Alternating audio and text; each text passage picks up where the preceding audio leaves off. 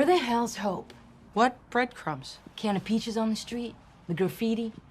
The trail one you left behind to get us here? Hell, maybe it doesn't have to be all or nothing.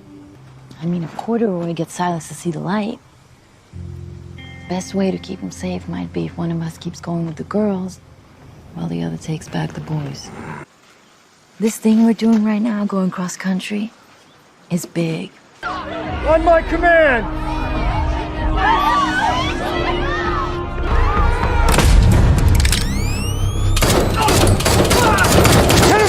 Jennifer, stop!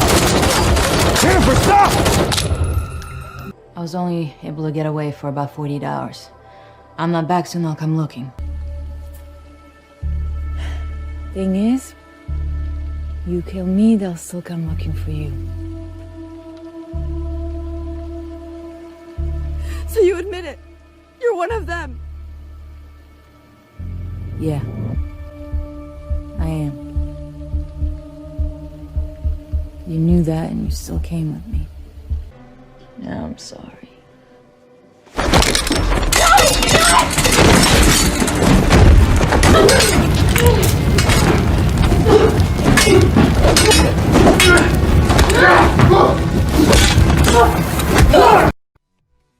Welcome everyone to Dead Talk Live. I'm your host Viz, and it is my honor and pleasure to welcome our very special guest tonight, Annet Mahendru, who we all know as Huck from The Walking Dead World Beyond. Annet, thank you so much for being here with us tonight. How are you doing?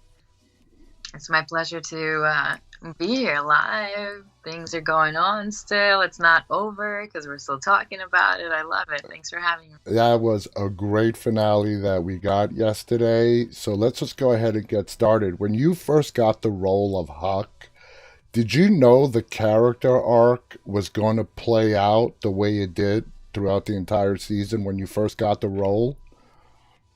No, I just had, broad strokes of Huck, and it's like at some point I got midway or something, I got a call, with more details. We kind of went back and forth with the pilot.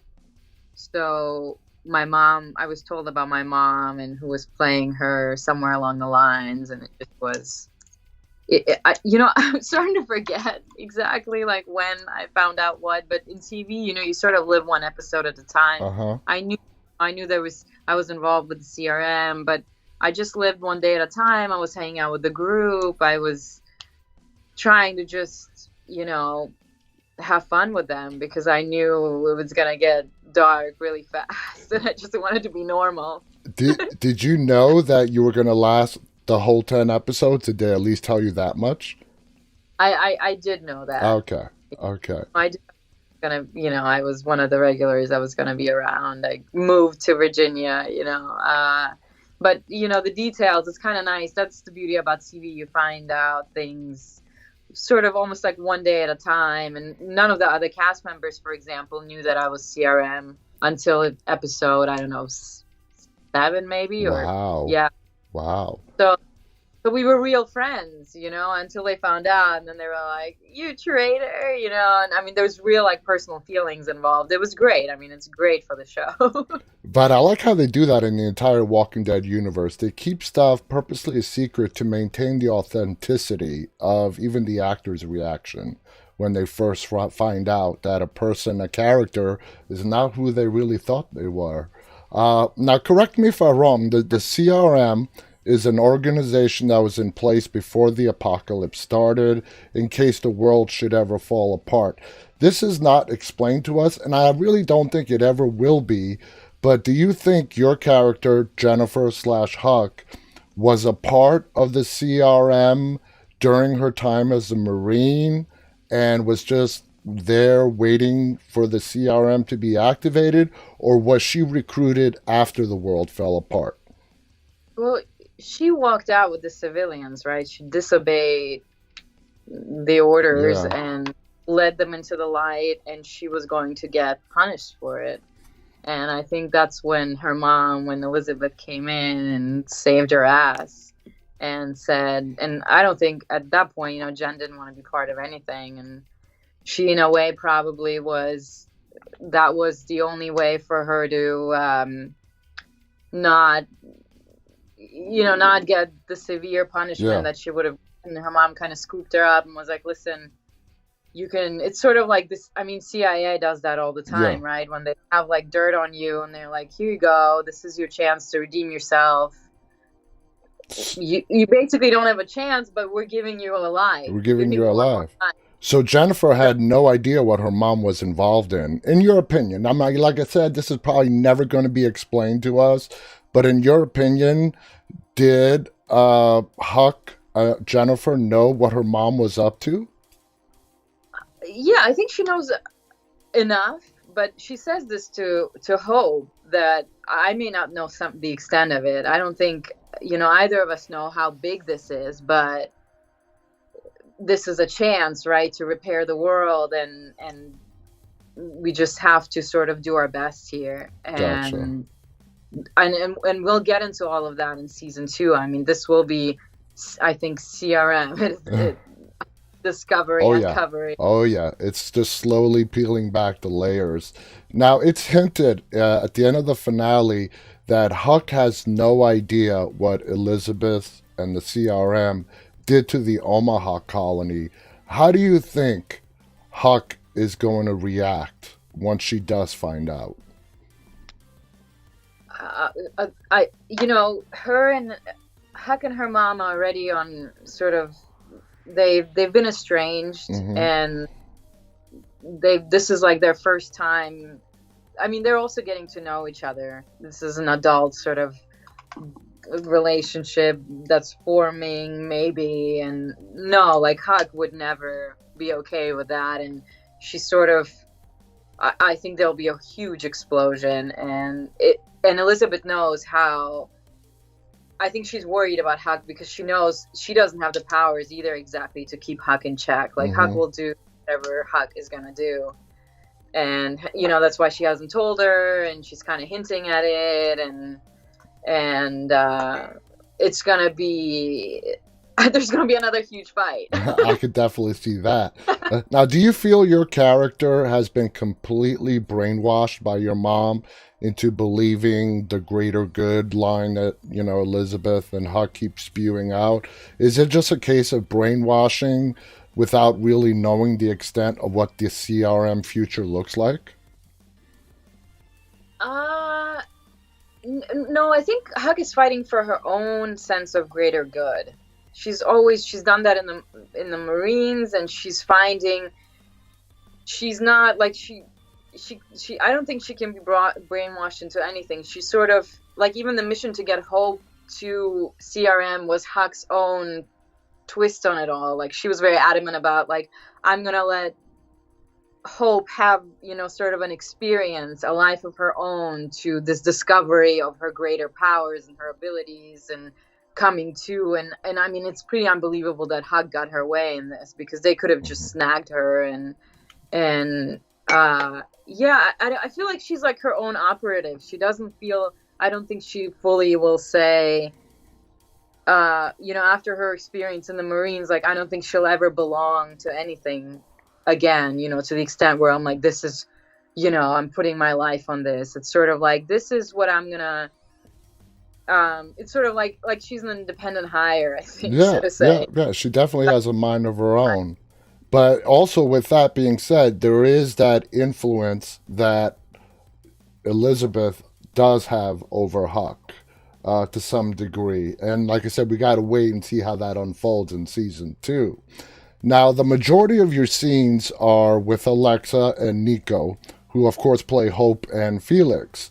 Now, when it came to Alexa, did you take any part in, like mentoring her, or did you just guys have that great on-screen chemistry right off the bat?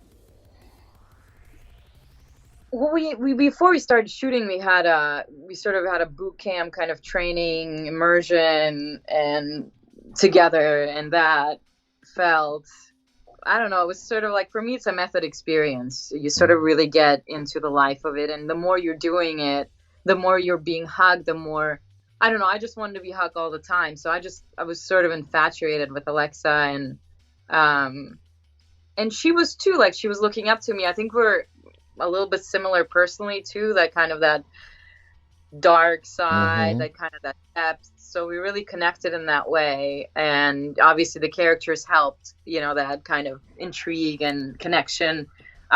We hung out a lot, you know, we were, again, sort of isolated, living close to each other. It was, you know, it was a huge world, but it was a really cozy experience. We had table reads at our house that Nico and I sort of co-shared or co-hosted. So that was really cute. And we would just get together and kind of very intimate, homey experience, hang out, just, you know, the six of us. So it was sort of that same relationship in our real lives too, which I don't know.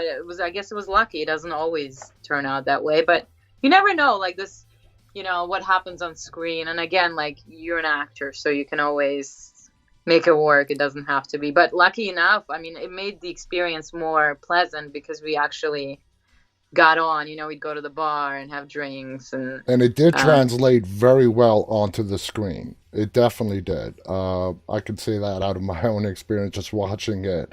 Now let's take a question from one of our viewers. Mighty Magna on Instagram wants to know, who is the funniest member of the cast? I think Hal. Really? Hal's pretty contagious. He just is blunt and has that Australian vibes of just, I don't care and I'm not trying to make anything happen. I'm just gonna, you know, it's just a different mentality and I love it. It's very different, you know, obviously to the rest of us, like the Hollywood gang. Where Silas has emerged as a fan favorite. You know, when the show started, you know, the viewers were a little hesitant, but as the season progressed, the character of Silas really quickly became a big fan favorite amongst the viewers. Now, did any of the other cast members come to you or Nico with any questions or ideas? Or was it just like you explained during the readings, you guys just all melded together really nicely? You know, everyone has their own approach. I think Nico and I were older, so we're more serious about our work. And we sort of, you know, had sort of that mom and dad thing going on of like looking over people, like making sure that like, do your homework. But we didn't need to. Everyone had their stuff figured out and did their own thing and brought who they were to the show. But we definitely, you know, like we had like our own thing, like, hey, like sort of what we did on the show, like, hey, you talk to Elton, I'm gonna get home. It was really cute. I could imagine. How hard was it? Like, you guys wrapped up shooting like a year ago. How hard was it sitting on this for a whole year, waiting for it to premiere, and now we just got the finale, and not being able to say anything to anyone?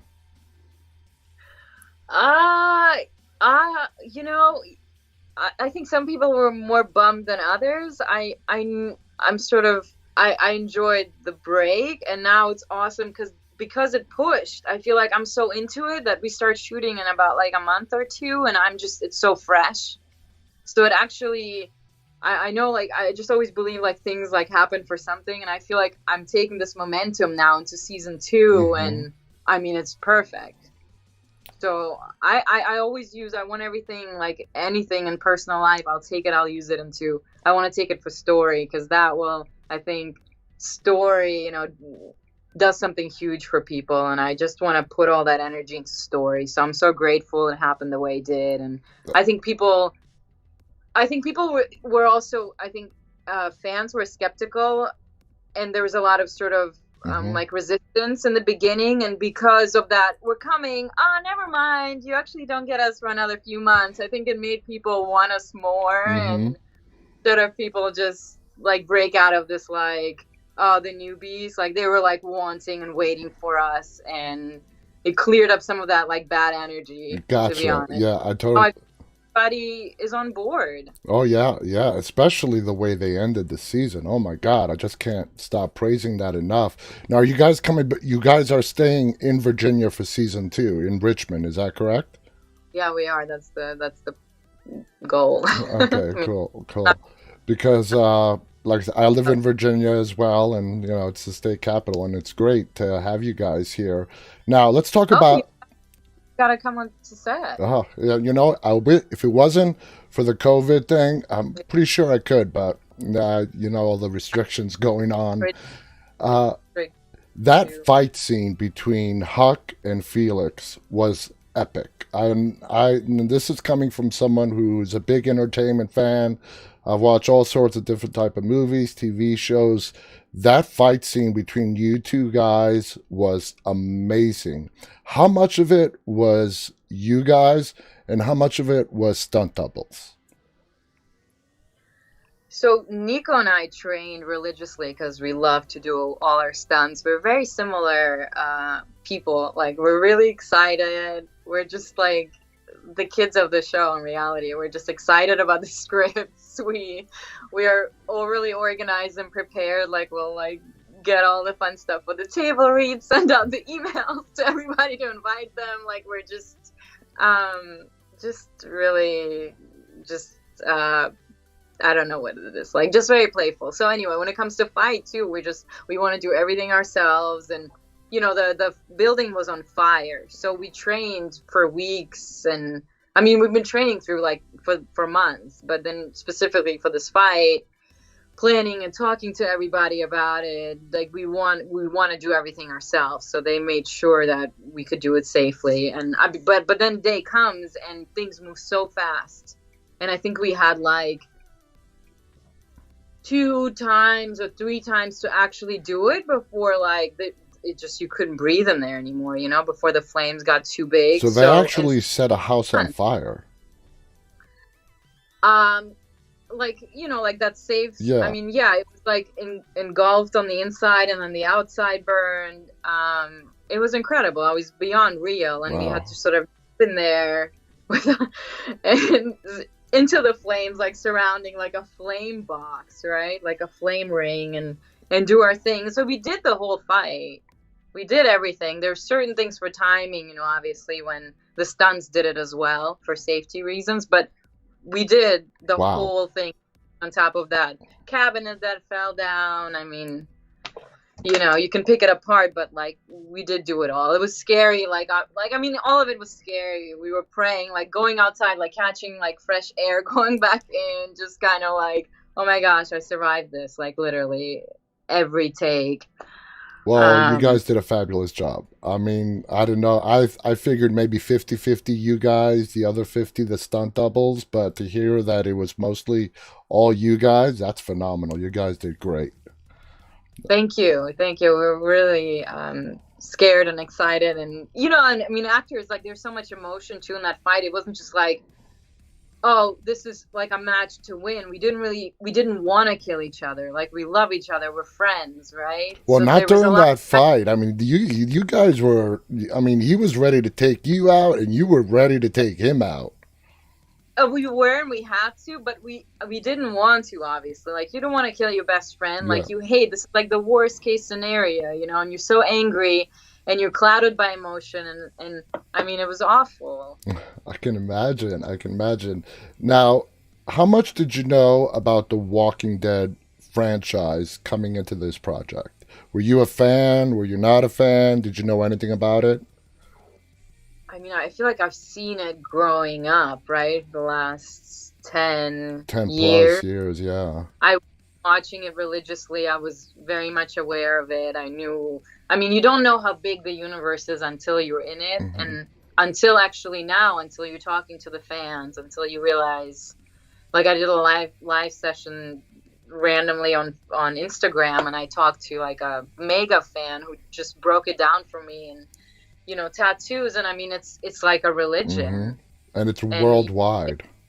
Yeah, and you don't, I mean, it's you don't know what it's like, you don't know what it's like to be a parent unless you're a parent. You don't know what it's like to be part of the Walking Dead universe until you're part of the Walking Dead universe. So it's just now, dawning and clicking in for me how important it is. It's like a planet. Yeah, it's huge. Now, another... the movie Now I'm like walking on the moon, like, holy shit, I'm such a lucky bastard. You're a part of it. You're a part of it. And not only that, you're a part of, well, we'll get to that in a minute. Now, let's take another question. This is from Thais Barros on YouTube.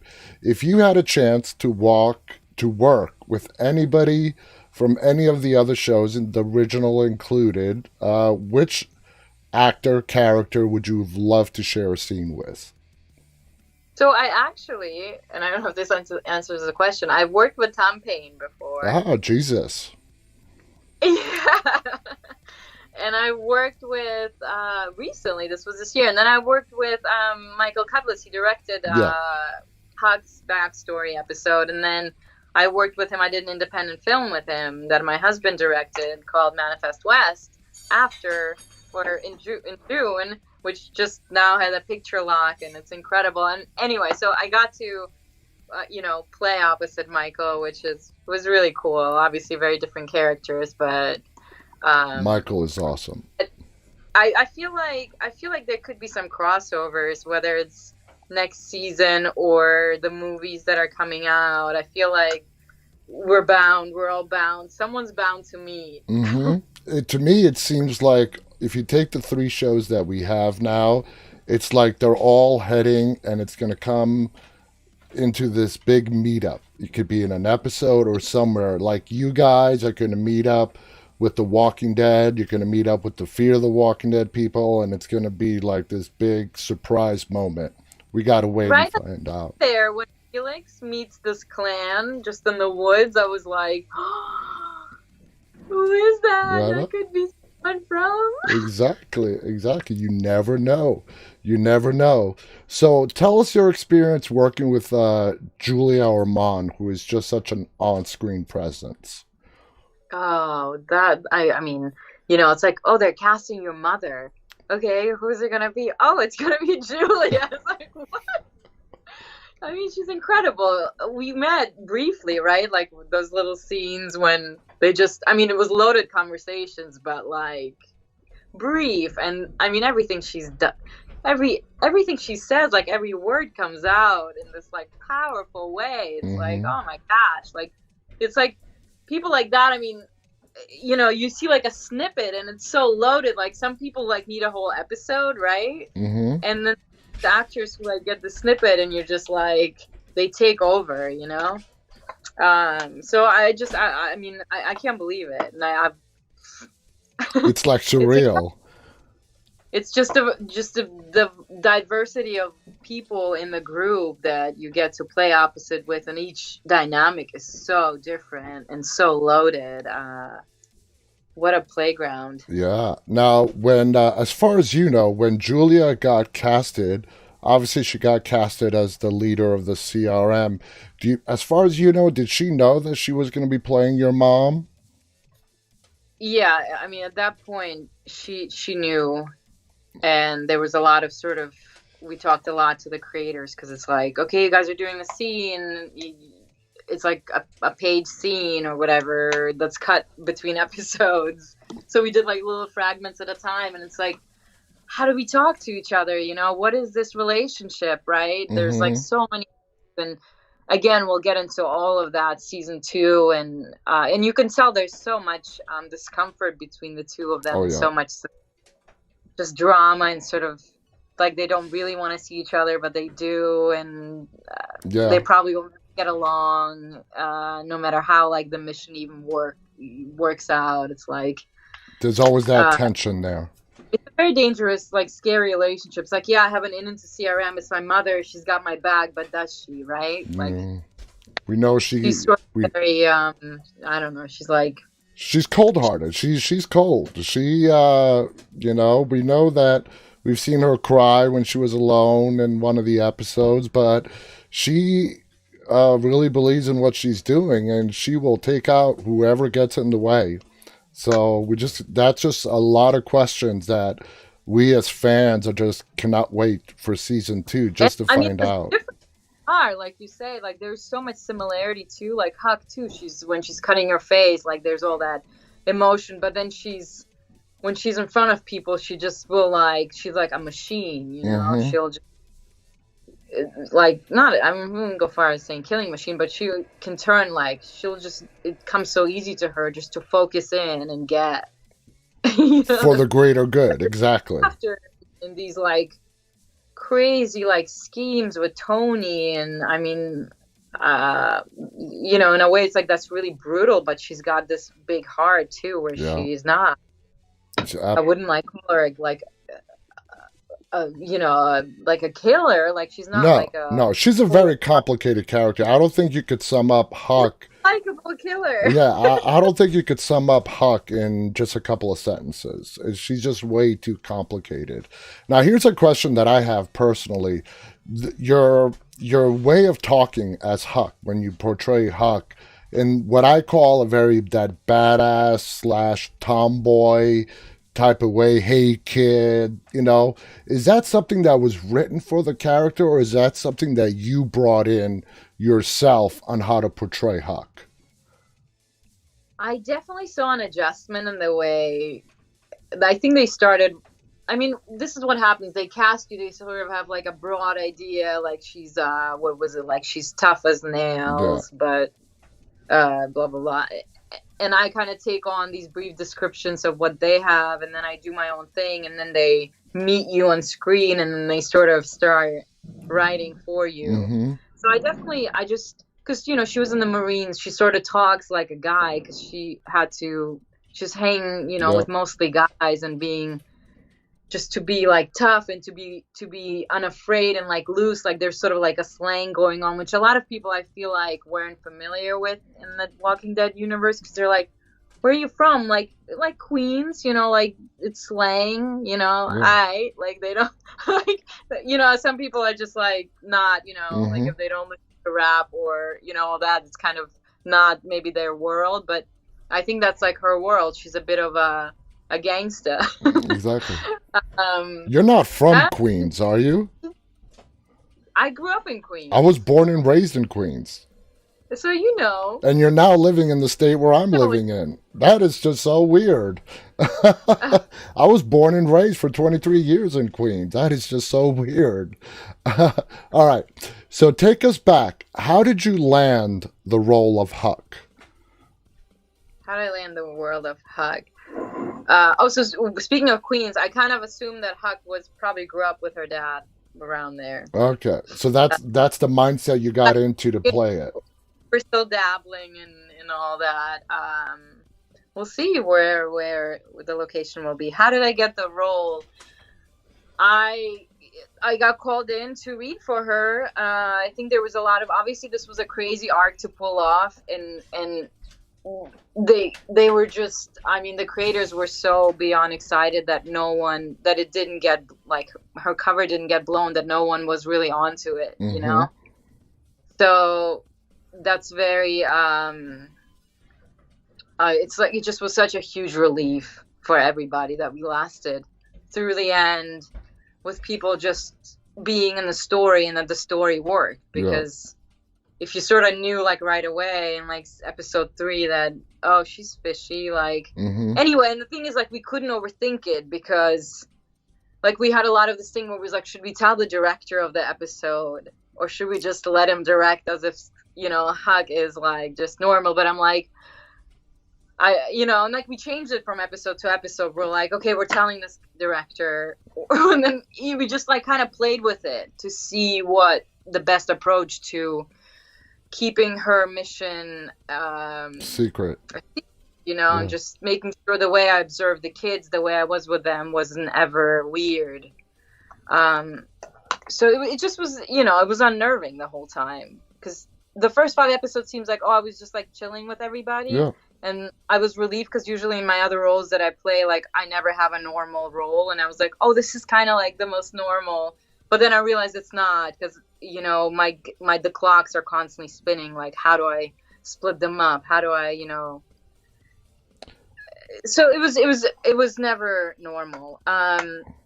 Anyway, so when they obviously casting it was really challenging, because they knew that I played Nina, and I mean, I remember we did New York Comic-Con. Yeah. And it was before everything happened, and we were probably 4 episodes into the show, and one of the first fan questions was like, "Oh, Nina, the spy, like, From the Americans. Are you a spy again?" And it was like, Uh-oh. like, how do I answer? How do I make sure? And I was able to, you know what I mean? So it was like kind of like they wanted that, but they didn't want that. Mm-hmm. And they wanted to see something totally different. They didn't want to see like anything, like they didn't want it to feel like a spy at all. So I had to find a way to play her that was against all that. And I think that's why, like, that slang, the way she talks, and it is who she is, like, I don't know, it's not like you're stereotypical spy, right? Yeah. And it's fun because I talk to a lot of Walking Dead fans every day on this show, on my social media. Never once did someone even mention the theory of Huck even possibly being Elizabeth's daughter. So whatever you guys did, it worked. I was shocked. They cast Brit, and I think she also brought it. She's like, no, I'm not going to play American. I'm going to play British. And that made it really cool because it was like very different from who I was. And it's like, oh, cool, I'm half British, So what separates working on The Walking Dead from any of your prior projects, like The Americans? Oh, I think the fan base, it's like they're part of the show. I've never experienced anything like it. And it's not like a regular franchise, right, where just a building huge fan base. It's a very kind of involved and engaged. And I mean, this is what I love about human beings the most: curiosity, interest, engagement. And I mean, this is like the definition of the Walking Dead fandom. Oh, yeah. And I mean, it's the best kind of exchange. It's a family. It's like this big family, yeah. The show, the characters, and we're all sort of telling the story together, which makes it so powerful at the end. Absolutely. Now, as soon as we found out that Huck was indeed CRM, I truly thought that either you, Hope, or both were not going to make it into season 2. Because for fans that have been watching this universe, this franchise, for well over 10 years now, it's not The Walking Dead's way. Someone is going to die at a finale or the episode before the finale. Did it surprise you that The World Beyond went this entire season without any major characters dying? This is hitting me right now. I think the reason that happened was because we shot the whole show. It was meant to go as long as the fans wanted it to go, so to say. Mm-hmm. And then the idea was brought up, like, let's make it, this is like such quality, let's make it a limited event. 2 seasons. So it was not how we were. And I think maybe if that was from the get-go, yeah, maybe Huck or Hope would have gone down. Probably Huck. Actually, for the majority of the season, I thought it was going to be Hope. Why? Once by Hope, once by Felix. I mean, I was kind of meant to go out there and just somehow. For me, I honestly thought for the majority of this season that it was going to be Hope. And the reason why I thought it was going to be Hope is because Iris needed a wake-up call, okay? She believes that the world is good. The world outside the Omaha colony walls, everybody's still good. And we know that's not true. And something traumatic, something drastic had to happen to Iris to pull the character's, quote unquote, head out of her ass and show her that the world is not good. The world is bad. And that's why I always thought that Hope was not going to make it into season 2. And then once I found out you were Elizabeth's daughter, I'm like, whoa, wait a minute. Now it's either Huck or Hope or both can be going out. So I was surprised that both of you, and happy that both of you made it right through and are going into season 2. Pleasantly surprised. Yeah, it just goes against what we as Walking Dead fans have been used to over the last 10 years. It's just not the way it works. And it's a nice change of pace. Hey, Tony went out. Yeah. Tony went out, but he was only on for a few episodes, before you shot him in the face, and I guess you must have bashed his head in a couple of times. Yeah, let's think about it. Now, I was pretending to be Silas. I know. I was having a Silas moment. I was like, what would Silas do? You did it great. You got everybody fooled. I was like totally not being Huck. I was being Silas, so you can't hold her accountable for it.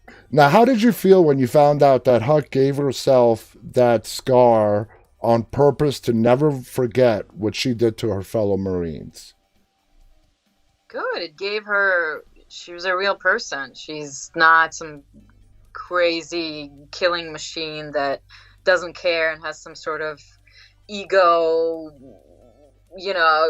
thing going as opposed to, like, it's not about her delivering this mission and proving something to her mom. I mean, it's a job, and she's a good worker, and she gets,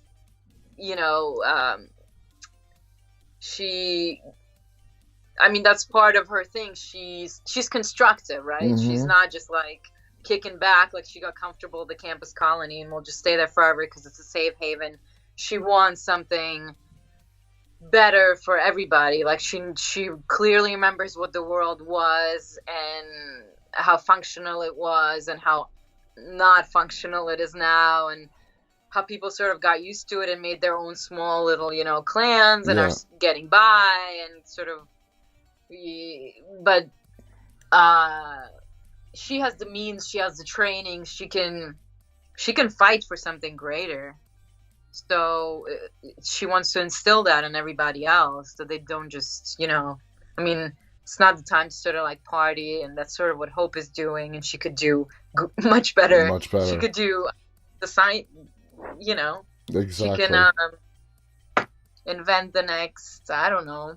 And that scar that Huck gives herself, you're right, it does humanize her after we learn that she is CRM, that, hey, I did this thing, it was a hard decision, I picked a side, and this is for me never to forget.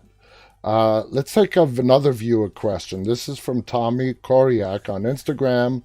Wants to know, what are you most excited about for next season of World Beyond? Just walking in the CRM fancy schmancy facilities, side by side with Hope, and continuing to mentor her and figure out how to find Felix and make good with Felix. And I feel like, and Elizabeth, really kind of sitting with my moms. I miss my mommy. Just the way this season left so much anticipation for how great season 2 is going to be, on how the action, the story is just going to be taken to a completely brand new level. So I'm sure, as you being a part of it, acting in it, I just can only imagine how thrilled you are. I don't know if you've gotten to read any of the scripts yet or not, but just to go in there and to start filming it and doing it, and for us as fans and viewers to see what the CRM facility looks like, it's just, we can't wait. It's just going to be so exciting. Sort of Westworld. Have you seen Westworld? Like a kind of, it's like a very Westworldly vision for me. Yeah. Do you know if they're building, I don't know if you're allowed to answer this or not, but are they building elaborate sets, for season 2? They've definitely been in pre-production, like on and off, and setting things up. So the machine is... it's turning. Yeah. Now, I've stated numerous times on this show that The World Beyond is the lead-in into the Rick Grimes movies. I've theorized that's why it's a limited 2-season show. It's to give us the background information that we need about the CRM, so when the Rick Grimes movies do eventually come out, we're not just completely in the dark about a lot of things. if that is the case, whether it is or it's not, I don't know. I don't know if you know or not. But if it is the case, how does it make you feel to be a part of something that already is big, but to take it on that level, to be like the prequel into the Rick Grimes movies? How does it make you feel to be a part of that? I love to be the bridge. I love to be the connection to something greater, to the puzzle piece, to, the final puzzle piece. It's very exciting. I mean, like, yeah, it would just blow everybody's minds, including my own, if we all, really, truly, shake hands. Yeah, yeah. So, yeah, astounding. And I don't. I feel it. Yeah, I think it would make sense. I mean, that would just something. I mean, right? I mean, I feel like everybody's just coming together in this. Exactly. I feel the same way. Everything, all the roads, everything is starting to like point. Yeah, everything is just starting to point in the same direction. Do you think the majority of the CRM soldiers were recruited after the apocalypse, sort of like yourself, were Marines, part of the military, and then were brought into this shadowy organization that we know as the CRM? Yeah, I mean, they wanted to take the best fighters, and they were excited about Huck for those reasons. But their training is like an Eastern style of martial arts. It's a whole new way of, obviously, weapons and form. So, I mean, they're just sort of the best of the best, and it's very scary and very dangerous and very, enticing to walk in that world. And that's what we'll do next season. And it's unlike anything you've seen in the other shows. Yeah. It's the future. It's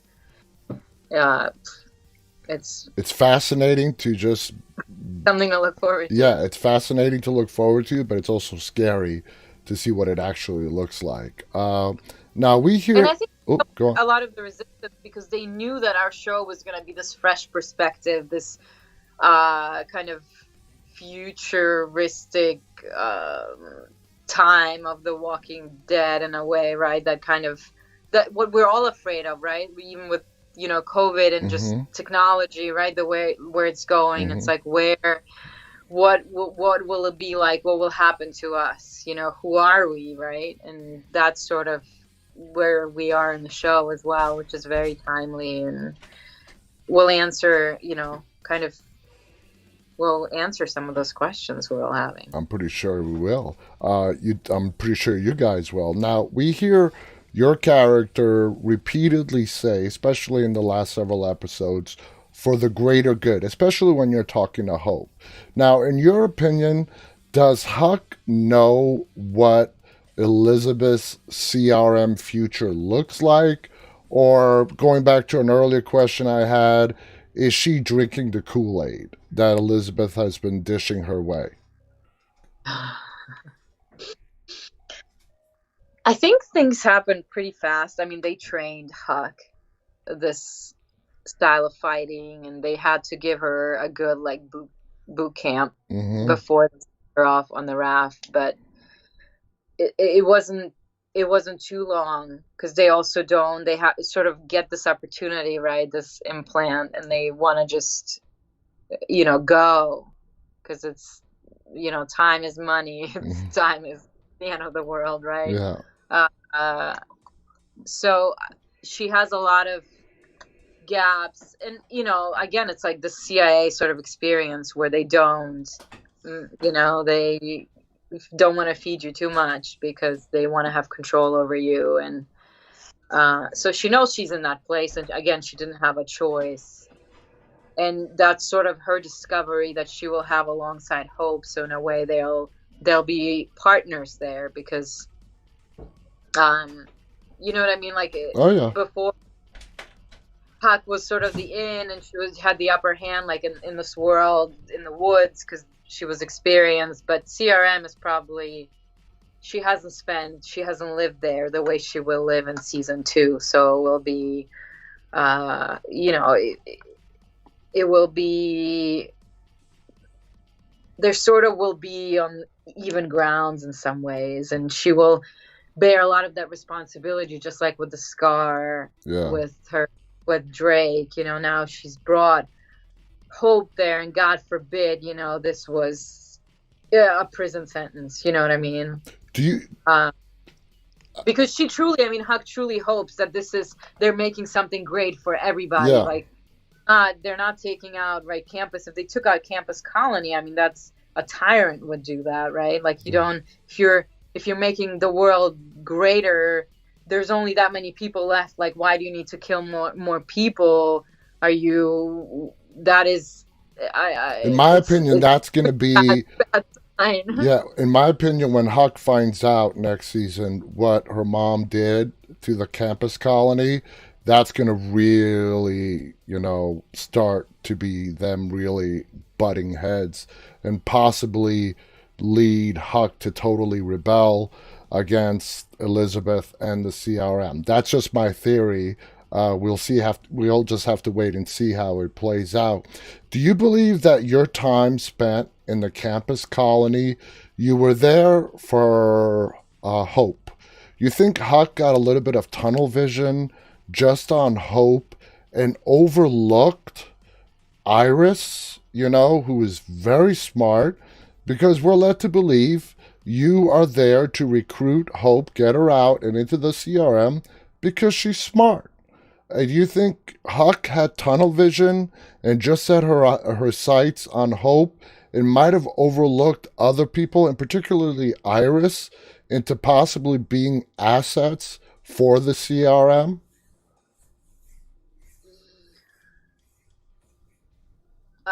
Ultimately, right, Huck would have loved if Felix was on the same page, but they all are convinced, you know, the CRM are the bad guys. Mm-hmm. And there's no, I mean, Huck tried for sort of 5 episodes to, I mean, she knew with Felix that he wasn't going to budge, right? Yeah. And the kids too, it turned out pretty hard. I mean, at the end, they were sort of telling us what to do, right? Mm-hmm. We're building the boat, we're doing it this way. It's pretty hard to convince people to believe into something, especially teenagers, right? Like, unless you instill it into them when they're young. I mean, at some point they're just so stubborn and their confidence isn't quite developed, and they're just sort of like destructive and fighting. Who knows who they're fighting? I mean, it's a lot to take on if she was also kind of mentoring and training, you know, Iris. I mean, it's sort of, she started with Hope with training. She started with her way before they left. I mean, what is those telegrams with the dad, like coming in this, like, that was all part of, like, I mean, she was so busy, there's no way to also, and then again, you know, it's clear that everyone else is expendable. Like, she's not allowed to, I think Huck's hope is to, once she's brought here, I got you one, she's great, I worked on her, like, I can do that with the rest as well. Mm-hmm. Need more time, you need time, and that's her hope. But obviously when she gets there, it's like, no, we don't need anybody, we're killing them all. We killed, right? It's that type of mentality that, you know, doesn't allow her to do what she would have liked to do otherwise. Gotcha. Now, were those flashback scenes of you as a Marine, were they shot out of order? Like, did you shoot those early on in filming, or were they shot, you know, right when you were shooting that episode as well? No, that was shot during that episode with Cudlitz. And, okay. You know, I had 6 off, and then got into all of that. It's just the pilot that was a little bit like, things were added and changed once I think they saw the rest of the season and got really excited about the things we did, and everything else though was, you know, then kind of an accumulation. Gotcha. In the limited time we have left, I want to get to another viewer question. This is from More of That on Instagram. On a scale of 1 to 10, how would you rate your role as Nina in The Americans? As compared to Huck? That's what she wrote. I guess so. As compared to Huck, how would you rate Nina up against Huck? Oh, up against Huck. I mean, not to break anybody's hearts, but I am absolutely bereft by Huck and just her sense of ease. You know, that Nina was just didn't have a physical outlet either, and that's very important. Huck has that, and she sort of, you know, just loves it all. She loves, I mean, she just enjoys her world. Like, that's why she wants something greater, because she loves people, she loves nature, she loves, you know, community, and she's just, in a way, like, she's got this dark edge to her, but she's very constructive and positive, and what is it, just, she's of the people, you know, like Nina was like a true, like, lone kind of ostracized world, cold. So I just enjoy her more, and I'm more mature now, so I'm able to appreciate my experience more, and just to have, you know, I don't know, I absolutely just, I if I could just be anybody, I'd be Huck all the time, to be honest with you. That's awesome. Not like being pretentious or anything. I just love this like, I love this girl. Well, that's like, great. Got figured out. And it comes through. It comes through in how you play Huck. Now, it just got announced about a week ago that you're going to be co-starring in a horror movie with Peter Vack called Grow. Now, the interesting part about this is you're going to be playing twins. So you're going to be playing two different characters. I know the movie's still in pre-production, but is there any kind of teaser you can give us as to what the storyline might be? The teaser is that we finished the movie. And it's in post-production now. I swear it said pre-production. Okay. All right. So you can give us a little bit of a storyline. It's happened a little late, but no, it just wrapped. It was incredible. It was some of my other most favorite experiences. It's a very artsy film. It's something I've never done before. It's you know, it's intimate. It's like a little culty, but very, like, you know, not like, I wouldn't say horror. It's like it's dramatic, like it's real. It's about this legendary female lineage that goes on through a guy giving birth to this special woman, the next special that will continue this power. So, you know, Peter, bless his heart, you know, I got him pregnant. Yeah, it's just kind of the sounds interesting. It's just flipping, like, the importance of this responsibility of, like, continuing bearing the future, right?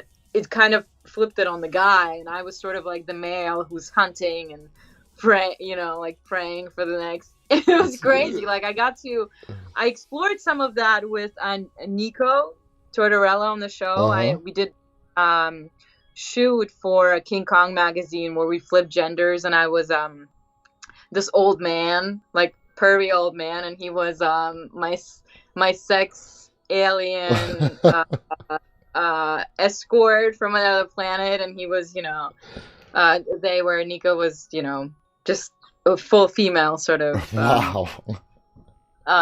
Anyway, and then in this one, I kind of got to experience with, like, the mental state of a man and not the physicality. I mean, I was a woman. It was like one twin is like a little bit dominatrix, and the other one is kind of a little bit imprisoned. She's normal, and she's stuck in this house, like, watching these men go through, you know, what they'd never, like, their biggest fear, right? And also breaking free in her own way. It's a really beautiful story. Again, very artsy, not for everybody, but it sounds very interesting. How challenging was it playing two different characters in the same movie? I was ready. You know, it was actually the director sent it to me. I got the script, and he's like, "Which one do you want to play? Pick one, whichever one you want. We really want you to do it." I'm like, "You want me to do it? Make them twins, and I play them both." He was like, "That's fantastic idea," because it really actually worked.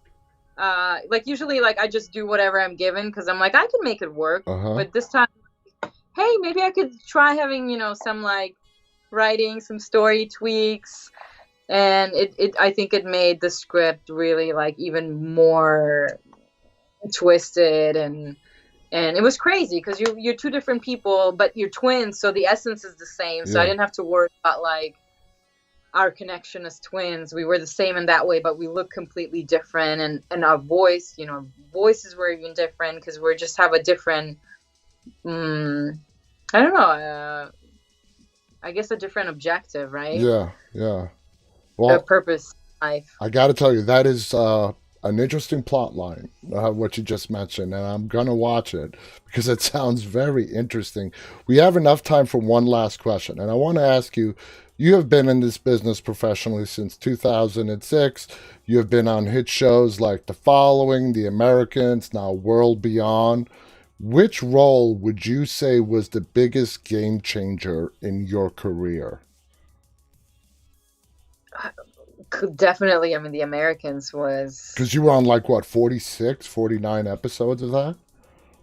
Yeah, I mean, it just kicked off. It just kind of legitimized, it was my breakout, so to say. A stunning story, and sort of allowed me to just continue to tell great stories. And Walking Dead is just a whole other creative expedition for me. So I feel very blessed, and as an artist and as an individual, because stories make me a better person.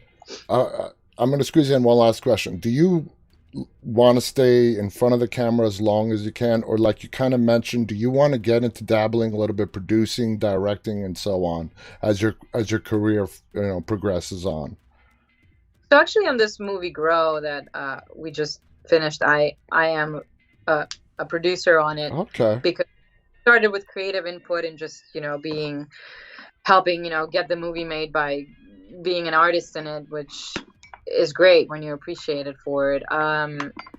So yeah, I'd love to. It was cool. I definitely took more charge of the story and just being the driving force, and it's nice. And watching Michael Cudlett's director episode and being so incredible at it. Like, actors love actor directors, and I wouldn't say that's out of the question.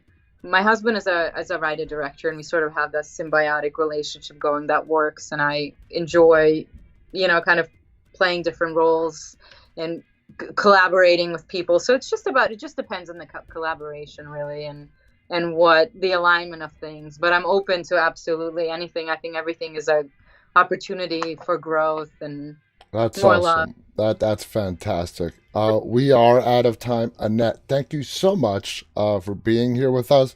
Do you have any final thoughts you want to say? Thank you so much. I'm just so grateful. I'm grateful for you and for these conversations, and just for allowing to have these creative exchanges and thank you about that is really current. And thank you for appreciating it. Absolutely. You were great. It was an awesome season of World Beyond.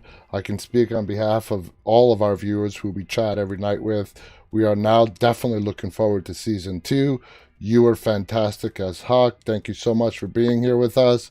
Guys, thank you so much for tuning in tonight.